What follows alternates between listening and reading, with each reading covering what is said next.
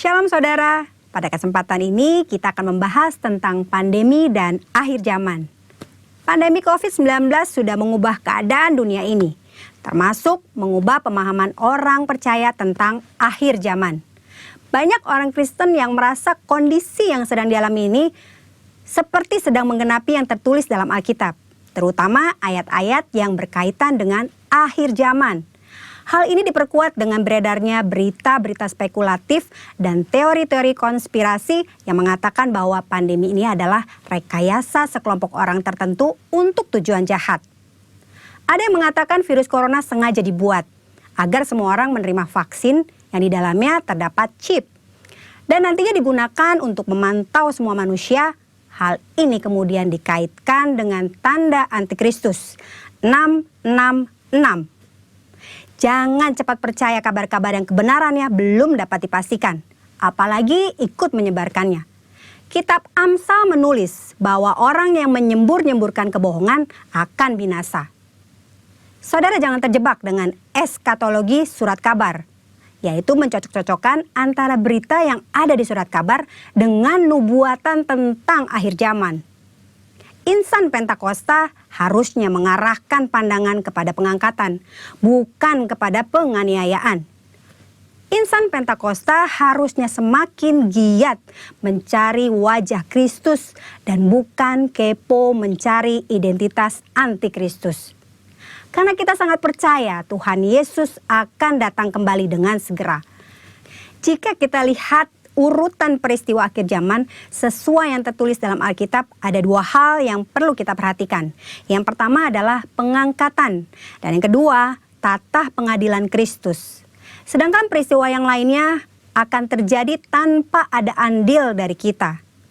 Mengenai pengangkatan, banyak orang menaruh perhatian yang keliru, yaitu kepada kapan waktu pengangkatan terjadi dan bukan pada apakah kita akan diangkat ketika Tuhan Yesus datang kembali. Pengangkatan pada dasarnya berbicara tentang keselamatan.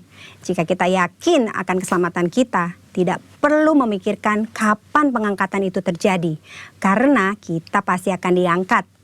Hanya dengan yakin, yang pertama, kita yakin sudah percaya dan menerima Yesus Kristus sebagai Tuhan dan Juru Selamat kita.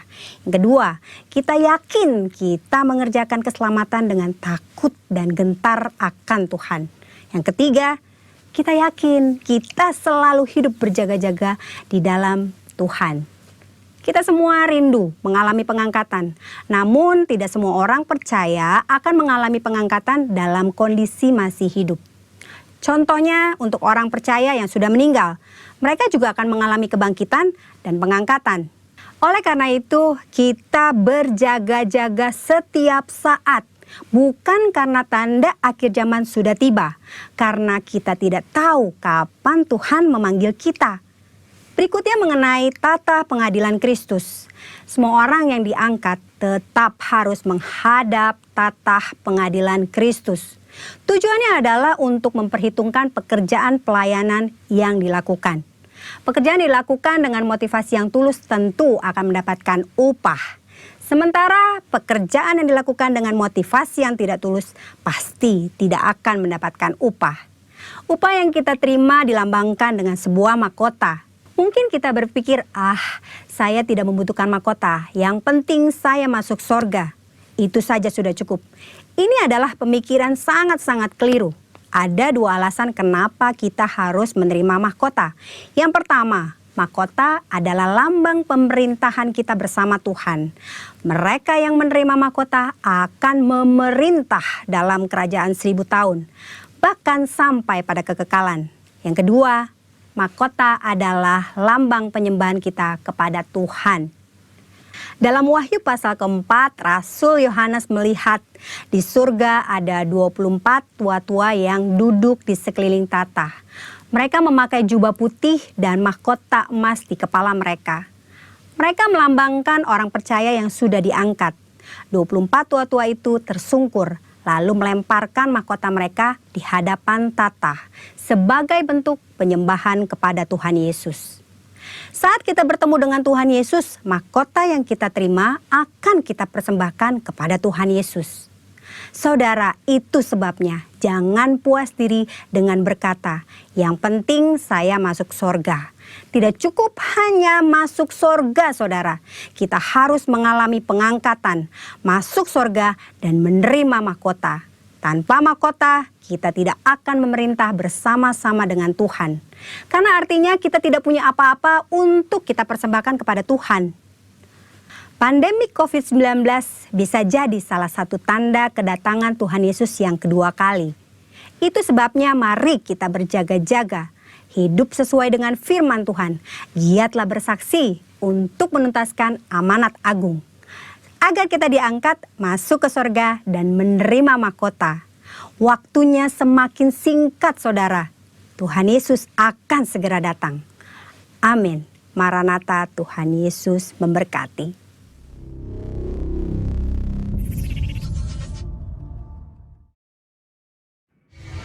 Shalom Bapak Ibu yang dikasihi Tuhan, apa kabar? Saya percaya kita semua baik-baik dalam pemeliharaan dan perlindungan Tuhan yang sempurna.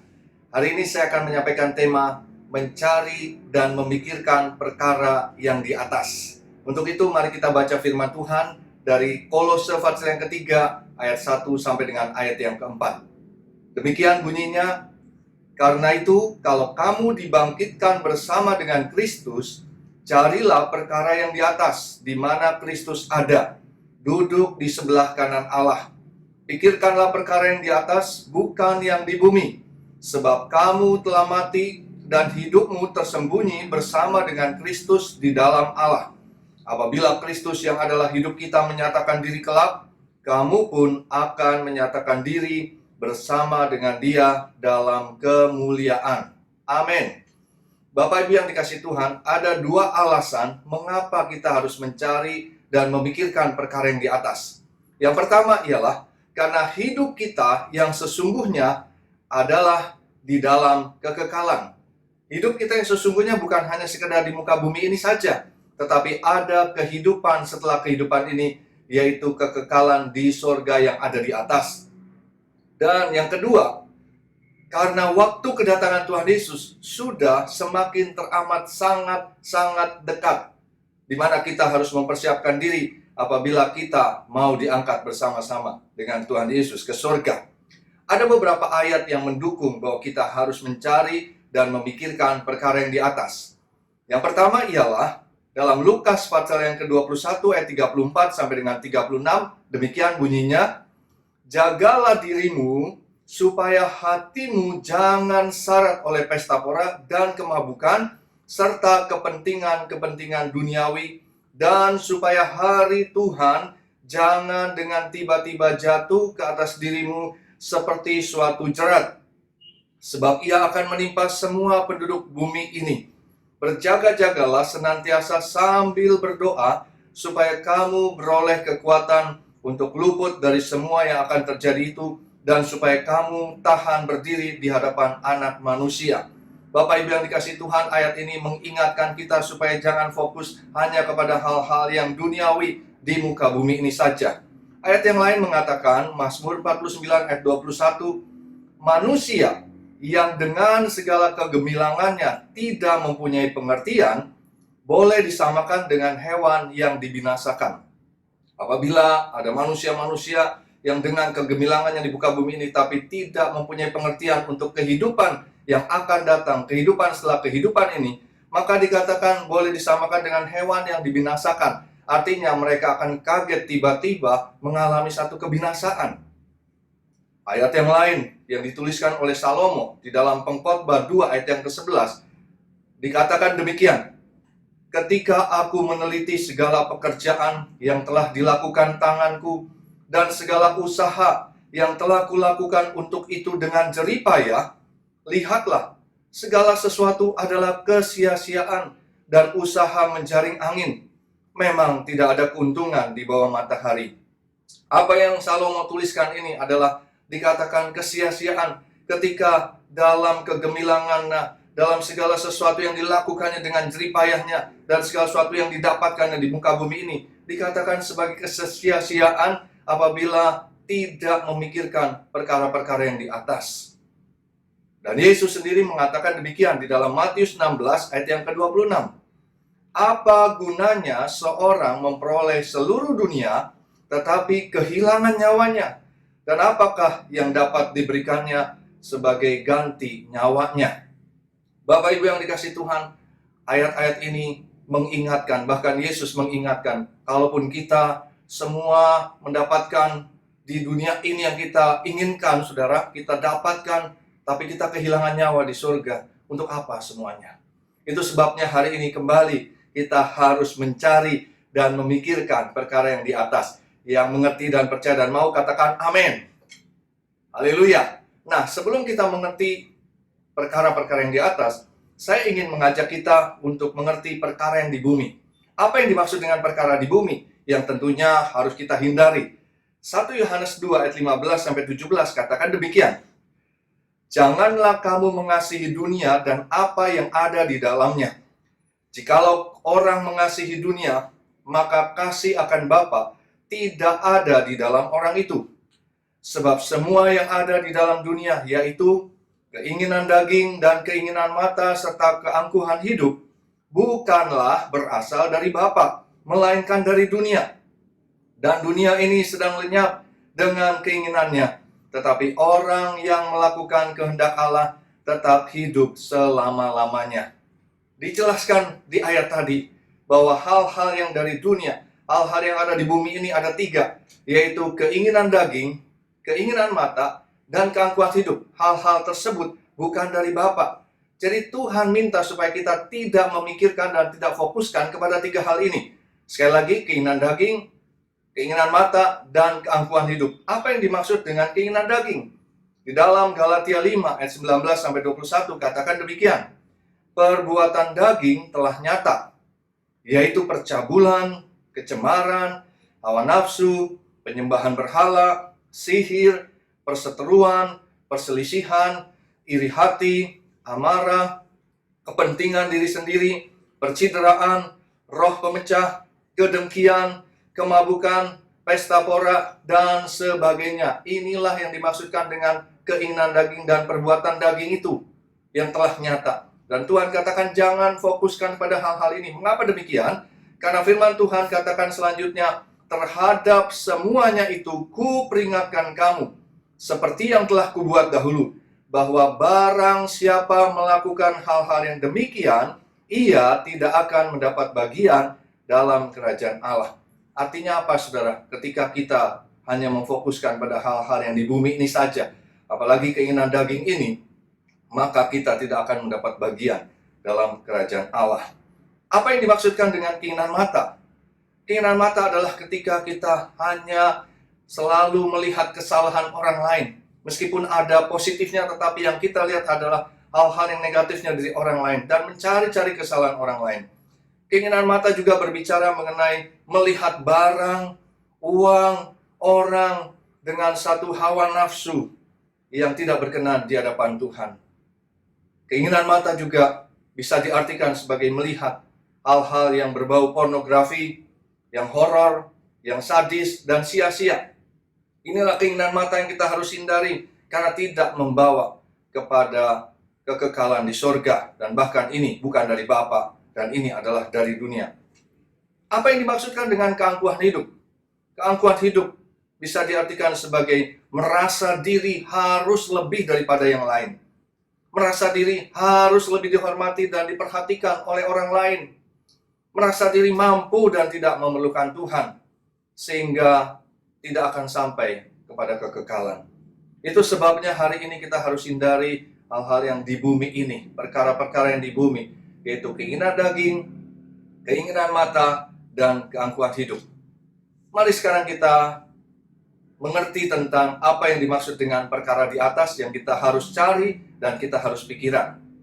Yang pertama adalah mencari kerajaan Allah dan kebenarannya. Boleh ucapkan sama-sama, mencari kerajaan Allah dan kebenarannya. Matius 6 ayat 33 katakan, tetapi carilah dulu kerajaan Allah dan kebenarannya, maka semuanya itu akan ditambahkan kepadamu. Artinya, saudara, Tuhan mengingatkan kita bahwa memang kita masih hidup dalam dunia ini, Tetapi jangan fokuskan pada hal-hal yang kita harus cari dalam dunia ini. Tuhan katakan kalau kamu fokus pada kerajaan Allah dan kebenarannya, maka semuanya yang kamu butuhkan di muka bumi ini akan ditambahkan kepadamu. Jadi kita diminta untuk mencari kerajaan Allah dan kebenarannya. Apa yang dimaksud dengan kerajaan Allah?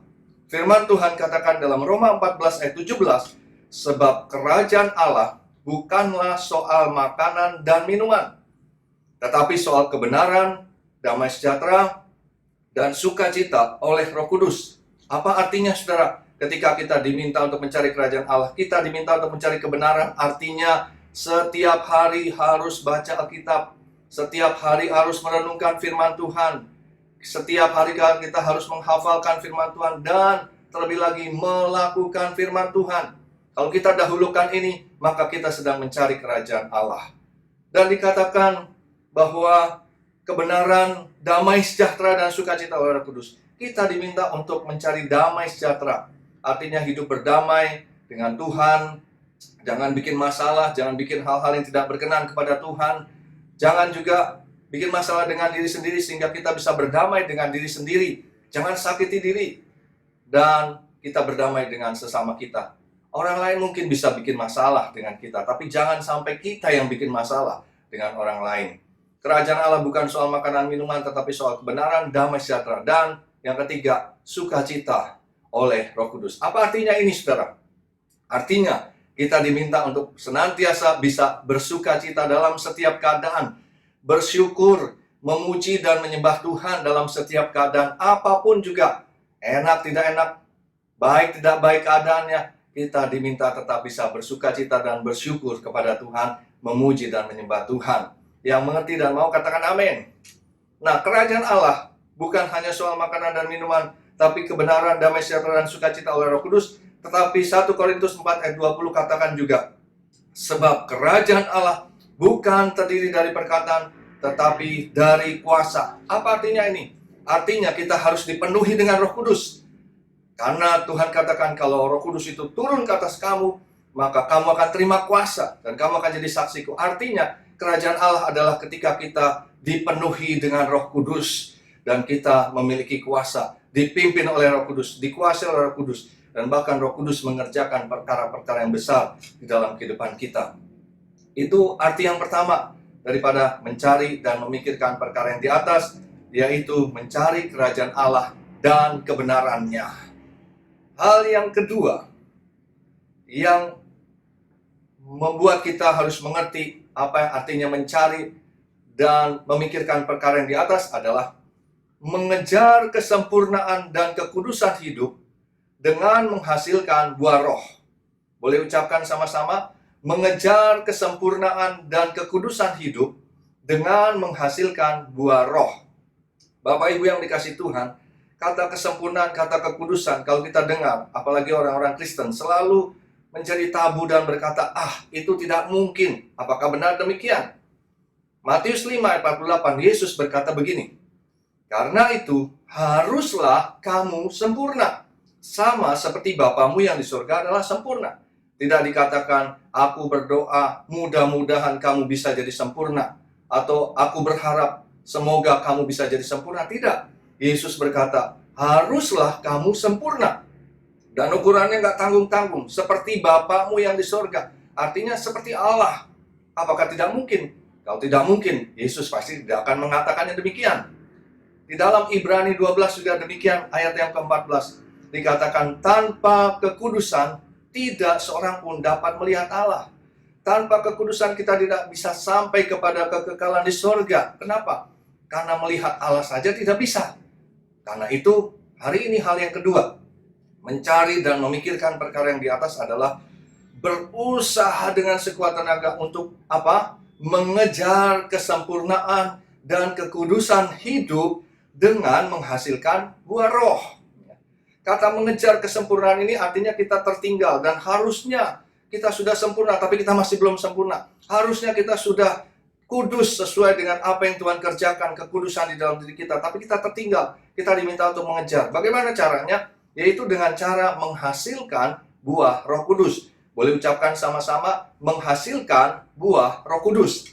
Apa itu buah Roh Kudus? Dalam Galatia 5 ayat 22 sampai 24. Firman Tuhan katakan, tetapi buah roh ialah kasih, sukacita, damai sejahtera, kesabaran, kemurahan, kebaikan, kesetiaan, kelemah lembutan, penguasaan diri. Ini yang harus dikerjakan, saudara. Ketika kita mau mengejar kesempurnaan dan kekudusan hidup, kita harus mengejar buah roh ditampilkan, dihasilkan dari kehidupan kita.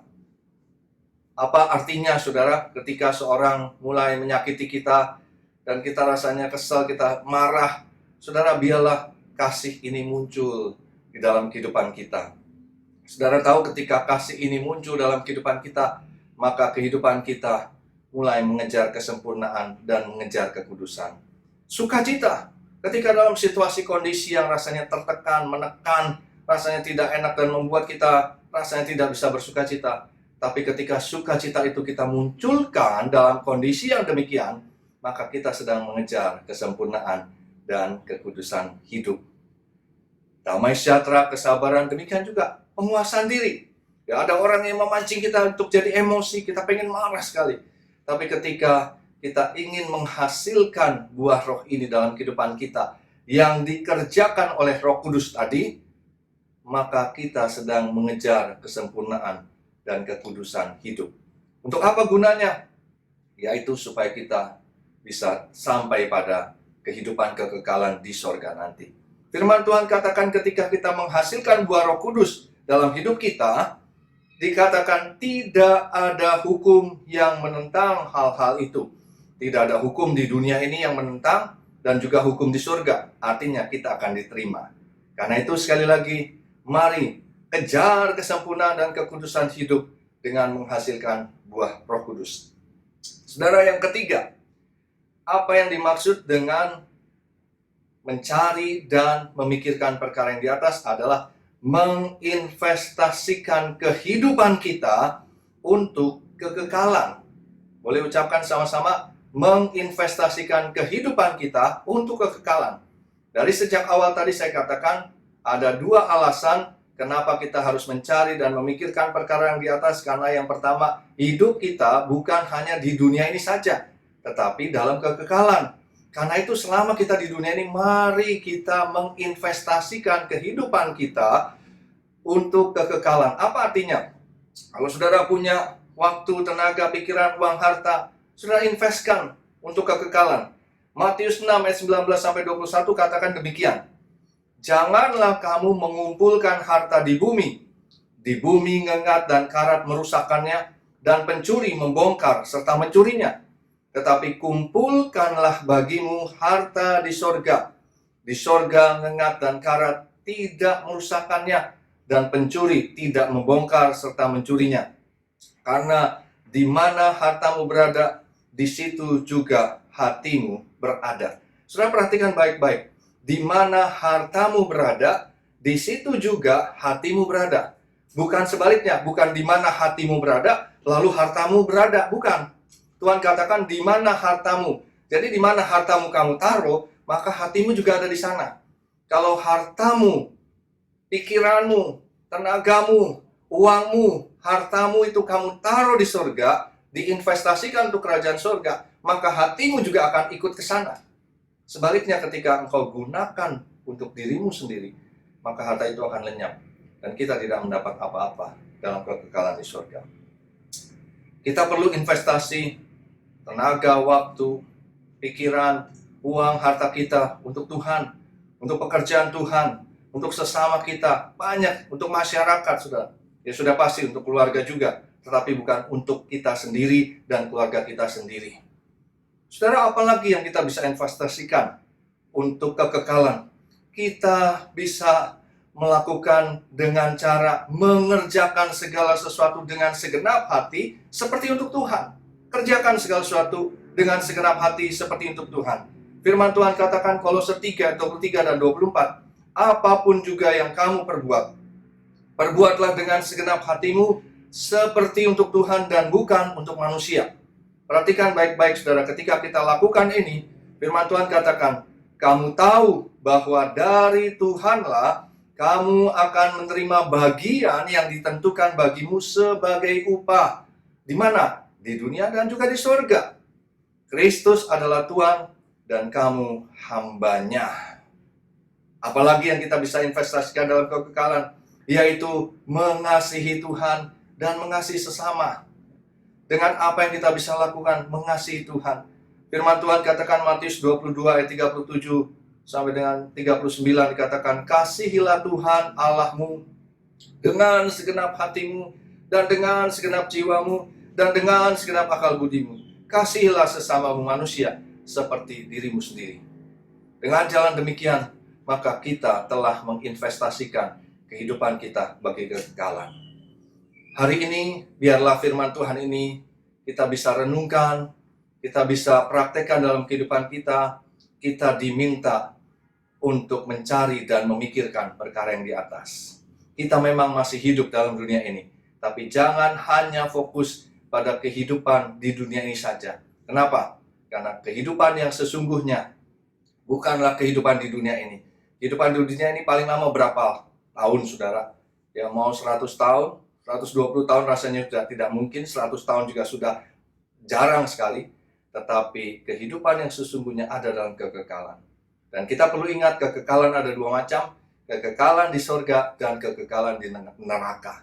Keputusan yang saudara ambil sekarang untuk mencari dan memikirkan perkara yang di atas sekarang ini akan menentukan apakah saudara akan masuk ke dalam surga ataukah masuk ke dalam neraka. Keputusan itu diambil dari sekarang. Dan kita juga perlu ingat bahwa karena kedatangan Tuhan Yesus yang kedua kali sudah teramat sangat singkat, maka kita mau mempersiapkan diri dengan sebaik-baiknya dengan cara mencari dan memikirkan perkara yang di atas. Amin. Mari kita berdoa. Bapa, di dalam nama Yesus, terima kasih buat hari ini. Kalau Engkau mengingatkan kami untuk mencari dan memikirkan perkara yang di atas. Kami mohon ampun Tuhan, kalau pada waktu-waktu yang lalu tanpa kami sadari, tanpa kami sengaja, dan tanpa kami mengerti, kami lebih memikirkan perkara-perkara yang ada di muka bumi ini, perkara-perkara di dunia ini, bahkan perkara-perkara duniawi. Tapi hari ini kami mengerti bahwa kehidupan yang sesungguhnya bukanlah hanya kehidupan di dunia ini, tapi ada kehidupan setelah kehidupan ini, yaitu dalam kekekalan. Dan kami mau masuk dalam kekekalan di surga. Kami juga mengerti bahwa waktu kedatangan Tuhan Yesus yang kedua kali sudah teramat sangat-sangat singkat. Karena itu kami mau mencari dan memikirkan perkara yang di atas, supaya pada waktu Yesus datang nanti kami boleh ikut terangkat bersama-sama. Bapa di surga, Hamba-Mu menyerahkan anak-anak-Mu semua ke dalam tangan Tuhan. Kami percaya, kami mengerti apa yang kami harus lakukan dan kerjakan. Terima kasih Kau mengingatkan kami untuk kami mencari kerajaan Allah dan kebenarannya. Kami tahu Tuhan bahwa kerajaan Allah bukan soal makanan dan minuman, tetapi soal kebenaran, damai sejahtera dan sukacita oleh Roh Kudus dan juga oleh kuasa daripada Tuhan. Kami juga bersyukur Tuhan Kau ingatkan kami supaya kami mengejar kesempurnaan dan kekudusan hidup dengan menghasilkan buah-buah Roh Kudus. Dan kami bersyukur Kau mengingatkan kami supaya kami menginvestasikan kehidupan kami untuk kekekalan. Hamba-Mu serahkan anak-anak-Mu ke dalam tangan-Mu Bapa. Dalam nama Yesus kami berdoa dan mengucap syukur. Haleluya. Amin. Bapak Ibu Saudara, mari kita akan masuk dalam perjamuan kudus. Kita persiapkan hati kita sebagaimana Tuhan ingatkan bahwa perjamuan kudus adalah perjamuan Tuhan sendiri, di mana setiap kali kita mengadakan perjamuan kudus, kita diingatkan bahwa Tuhan Yesus sudah mati untuk kita, yang seharusnya kita yang mati, tapi menggantikan kita, supaya kita yang berdosa dibuat menjadi tidak berdosa dan dibenarkan. Bahkan kita diangkat menjadi anak-anaknya. Karena itu mari kita siapkan hati kita. Tuhan minta supaya kita makan dan minum perjamuan kudus dengan cara yang benar, yaitu dengan cara mengkoreksi diri kita, mengintrospeksi diri kita, apakah ada hal-hal yang tidak berkenan di hadapan Tuhan atau tidak. Mari kita persiapkan perjamuan kudus kita yang saudara juga sudah siapkan, dan mari kita akan berdoa bersama-sama. Bapa, terima kasih buat perjamuan kudus ini. Kami diingatkan bahwa Tuhan Yesus telah mati bagi kami, menggantikan kami. yang seharusnya mati karena hukuman dosa. Tuhan, terima kasih. Hari ini kami mengerti bahwa apa yang Tuhan Yesus sudah lakukan buat kami tidak perlu lagi melakukannya. Terima kasih Engkau sudah menanggung dosa kami, Engkau sudah menanggung kematian kami, Engkau sudah menanggung kutuk kami, Engkau sudah menanggung sakit penyakit, kelemahan kami, kemiskinan Tuhan, ketakutan, segala sesuatu yang tidak baik Engkau sudah tanggung di atas kayu salib yang seharusnya kami yang tanggung. Terima kasih Bapa, kami tahu bahwa pada waktu kami makan dan minum perjamuan kudus ini, apa yang Kau sudah tanggung, kami tidak perlu menanggungnya dan kami menerima anugerah Allah. Kami mau mengkoreksi diri kami, mau introspeksi diri kami. Saudara, mari ambil waktu sejenak. Kalau memang Tuhan mengingatkan ada hal-hal yang kurang berkenan di hadapan Tuhan, mari minta ampun sama Tuhan, biar hidup kita berkenan kembali. Bapa, ampuni kami, seperti kami juga mau mengampuni orang yang bersalah kepada kami. Kami mau hidup berkenan kepadamu. Terima kasih Bapa, sucikan dan kuduskan kami. Dalam nama Yesus, kami berdoa. Amin. Mari saudara boleh ambil roti saudara dan siapkan. Saya akan memimpin. Kita siapkan roti kita. Kita angkat roti kita. Saudara yang dikasihi Tuhan, sebab apa yang telah kuteruskan kepadamu telah aku terima dari Tuhan, yaitu bahwa Tuhan Yesus pada malam waktu Ia diserahkan mengambil roti, mari kita angkat roti kita di tangan kanan kita tinggi-tinggi, dan sesudah itu Ia mengucap syukur atasnya, Ia memecah-mecahkannya dan berkata, inilah tubuhku yang diserahkan bagi kamu, perbuatlah ini menjadi peringatan akan aku. Saudara yang dikasihi Tuhan, bukankah roti yang kita pecah-pecahkan ini adalah persekutuan dengan tubuh Kristus? Amin. Makanlah dalam nama Yesus.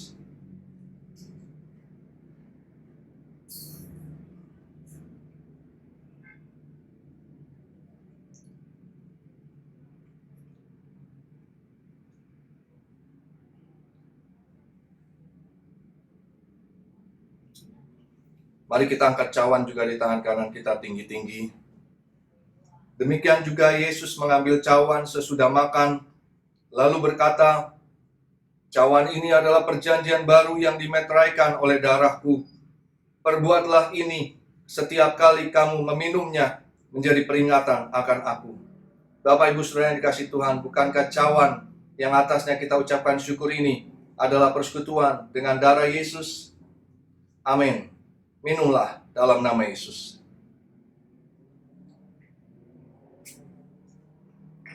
Kita naikkan ucapan syukur kita, katakan terima kasih Tuhan. Katakan terima kasih Tuhan. Thank you Lord, terima kasih Tuhan. Terima kasih Tuhan. Terima kasih. Kau baik, sungguh baik dan sangat baik kepada kami Tuhan. Terima kasih buat penebusan-Mu bagi kami semua. Kami menerimanya hari ini Tuhan. Terima kasih Tuhan, terima kasih. Kami menjadi ciptaan yang baru, kami menjadi pribadi yang baru, dan kami akan hidup berkenan kepadamu. Terima kasih Bapa, terima kasih Tuhan. Terima kasih. Dalam nama Tuhan Yesus, kami mengucap syukur dan berdoa. Haleluya. Amin. Tuhan Yesus memberkati saudara sekalian. Bapak Ibu yang dikasihi Tuhan, hari ini adalah minggu pertama daripada bulan Juni, dan kita akan membawa persembahan kita, persembahan persepuluhan, persembahan umum, dan persembahan lainnya. Mari, bagi Bapak Ibu yang sudah mempersiapkan amplop-amplop persembahan, saya ingin mengajak kita mengangkat amplop persembahan ini dan kita akan berdoa. Mari kita akan berdoa. Bapak, terima kasih buat kesempatan kami bisa membawa persembahan khususnya pada minggu pertama bulan ini, membawa persembahan persepuluhan kami, dan juga membawa persembahan umum lainnya sebagai ungkapan rasa syukur kami atas kebaikan Tuhan dalam hidup kami. Kami sadar kalau bukan Tuhan yang memberkati kami, yang menuntun, memimpin kami, dan melakukan perkara-perkara baik dalam usaha kami, dalam pekerjaan kami, dalam apapun juga yang kami lakukan, maka kami tidak akan bisa membawa persembahan ini. Karena itu kami bawa dengan sukacita dan mengerti bahwa apa yang menjadi firman-Mu akan terjadi. Terima kasih Bapak, kami terima dalam nama Tuhan Yesus dan kami persembahkan dengan ucapan syukur kepadamu dalam nama Tuhan Yesus. Haleluya. Amin. Silakan nanti saudara persembahkan kepada Tuhan. Tuhan Yesus memberkati. Amin.